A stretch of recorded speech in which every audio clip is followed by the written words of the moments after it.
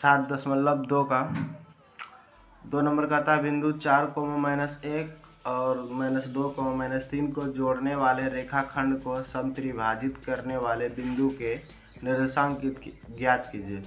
तो दो ठो बिंदु है, एगो 4, -1 और -2, -3, तो इनको समत्रिभाजित करना है, तो कर लेते हैं। दो बिंदु दिया गया है। पहला बिंदु दिया गया है 4, -1, दूसरा बिंदु दिया गया है -2, -3। इस बिंदु का नाम दे देते हैं ए और बी। इनको समत्रिभाजित करना है। समत्रिभाजित करने का मतलब है एक जगह इस जगह काटेंगे, फिर एक बार काटेंगे, तो ये हो गया हमारा समत्रिभाजित करना है। तो यही तो हो गया 1, 2, 3, 3 भाग में बट गया नहीं ये। तो यहाँ से यहाँ तक हो जाएगा हमारा m का मान 1 भाग यहाँ से यहाँ तक, और यहाँ से यहाँ तक अगर करेंगे देखेंगे तो यहाँ से यहाँ तक हो जाएगा हमारा n का मान 2। मतलब इस रेखा को 3 भागों में बांटना है, बराबर बराबर इन रेखा को 3 भागों में बांटना है। तो अगर इसको हम इस दो जगह से काट देंगे तो ये 3 भागों में बट जाएगा, 1 भाग, 2 भाग और ये तीसरा भाग। यहाँ से यहाँ तक m, यहाँ से यहाँ तक हो जाएगा m का मान, और यहाँ से यहाँ हो जाएगा n का मान। अब यहाँ पे हम लिख लेते हैं इसको x1, y1, ये हो जाएगा x2, y2। अब इनका निर्देशांक निकालेंगे। तो निर्देशांक बराबर सूत्र होता है mx2 प्लस nx1 बटे m plus n, comma my2 plus ny1 बटे m प्लस n। अब इस पे मान बैठा देते हैं। m का मान दिया हुआ है 1, तो 1 दे देंगे यहाँ पे। x2 का मान देखें तो x2 का मान है -2, तो -2 बैठा देंगे इसे। ये सूत्र का प्लस देंगे। ये n का मान देखें तो 2 है। x1 का मान देखें तो 4 है, और m, फिर m का मान देखें तो 1 और n का मान 2।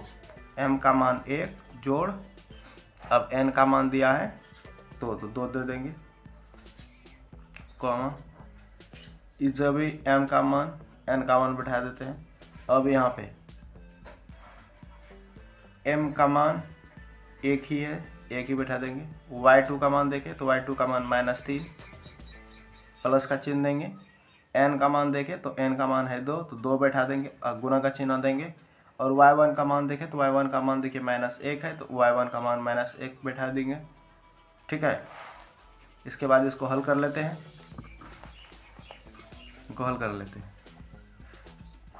तो इनको गुणा करेंगे तो -2 आ जाएगा, जोड़ 8 बटे 3, कॉमा 3 -3, और ये देखिए -3 आ गया। ये सब प्लस नहीं देना है। इन दोनों को गुणा करेंगे तो -2 आ जाएगा। 2 गुना -1 तो -2, तो -2 हो जाएगा। तो ये प्लस और ये दोनों माइनस लड़के -2 ही हो जाएगा इससे।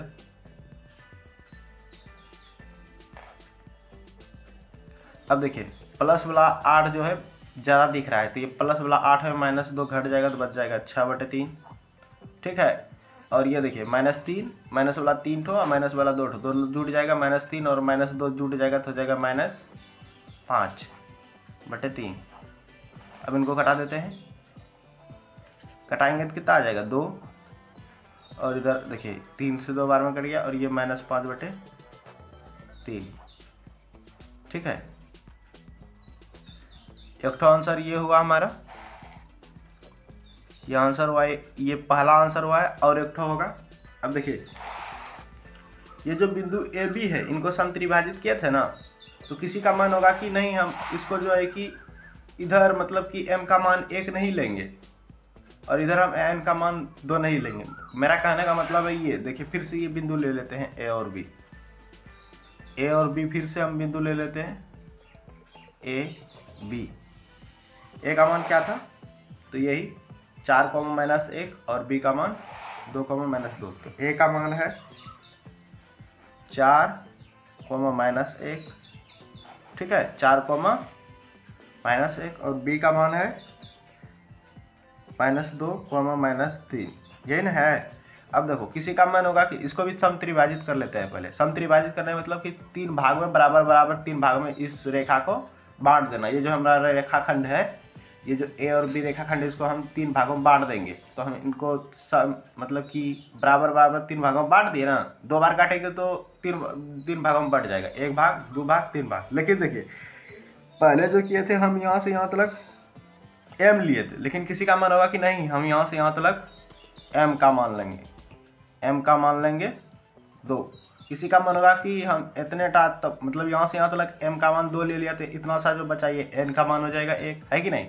पहले देखिए, पहले क्या हुआ था कि इतना सा m का मान था और यहाँ से लेकर के यहाँ तक का n का मान। लेकिन इस बार क्या हो रहा है कि यहाँ से लेकर के यहाँ तक m का मान और यहाँ से लेकर के इतना दूर तक n का मान।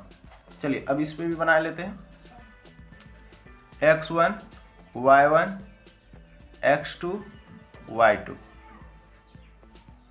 अब इसमें निर्देशांक बराबर सूत्र लगा देते हैं। तो निर्देशांक बराबर सूत्र होता है हमारा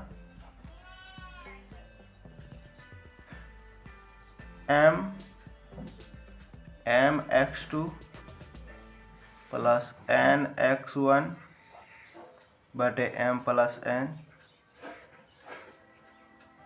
coma m y2 plus n y1 बटे m प्लस n। यही ना होता है निर्देशांक बराबर सूत्र m x2, ठीक है, यही सूत्र होता है। अब इस सूत्र पे इन सारे मान को बैठा देते हैं, ठीक है, बैठा देते हैं।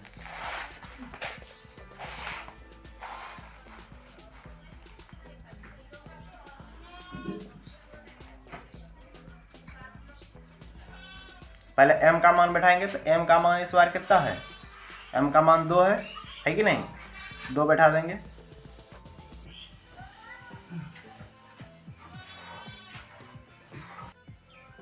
अब x2 का मान बैठाएंगे, तो x2 का मान दे दिया है -2,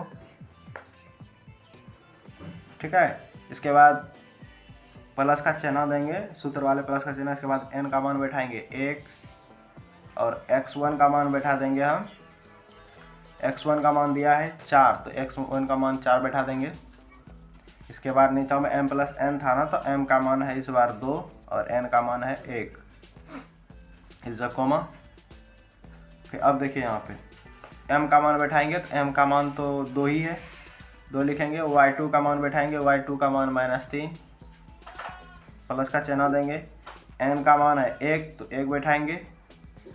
और y1 का मान है -1, तो y1 का मान -1 बैठा देंगे, ठीक है। इसके बाद m प्लस n, m का मान 2 और n का मान 1 है। अब इनको सॉल्व कर लेते हैं।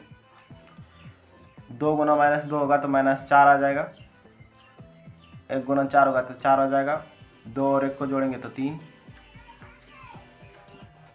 -3 गुना 2 होगा तो -6 हो जाएगा। और इधर ये दोनों गुना होगा तो -1 ही आ जाएगा,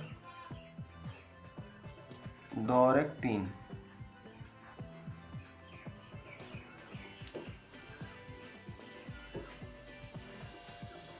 तो इधर हो जाएगा हमारा 0, क्योंकि -4 में +4 आपस में कट जाएगा, 0 बच जाएगा। या फिर इसमें इसको घटाइएगा 0 हो जाएगा, या इसमें इसको घटाइएगा तो 0 हो जाएगा। कहने का मतलब ये दोनों आपस में कट जाएगा तो 0 आ जाएगा।